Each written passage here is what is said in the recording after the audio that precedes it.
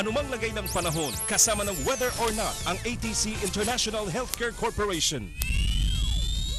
Mga kapatid, posible pang tumagal ang bagyong Butchoy sa bansa. Ito ngayon ang Butchoy, mga kapatid. Sakop na nito ang mga ulap nito ang Mindanao, kaya madalas po ang ulan dyan. Mapapansin din na unti-unti na itong nahihila ang habagat mula sa katimugan ng bansa.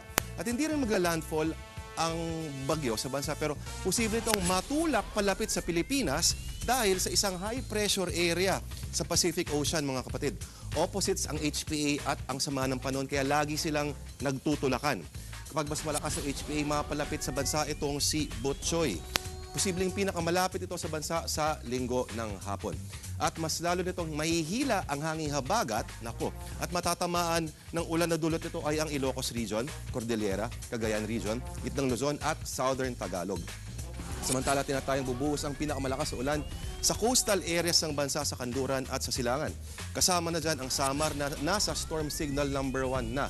Pati ang Zambales, Tarlac at Pampanga na pinakamalapit sa hanging habagat. At dapat din mga kapatid natin sa Ilocos sa posibleng pagbaha. Sa hapon, mararamdaman na ang hagupit ng bagyo sa Bicol, mga kapatid, partikular na sa Catanduanes at Camarines Norte. Samantala, uulanin pa rin ang Metro Manila pero hindi ito kasing grabe ng iba pang rehiyon.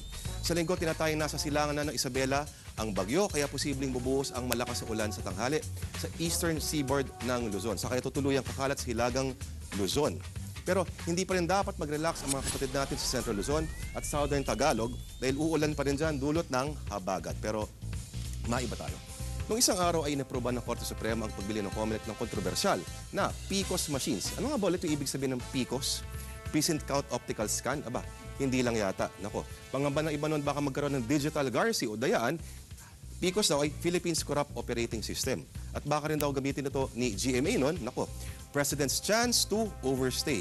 At dahil na ipasok sa Senado sila Bong Revilla, Tito Lapid, PCOS parang comedy raw o sitcom.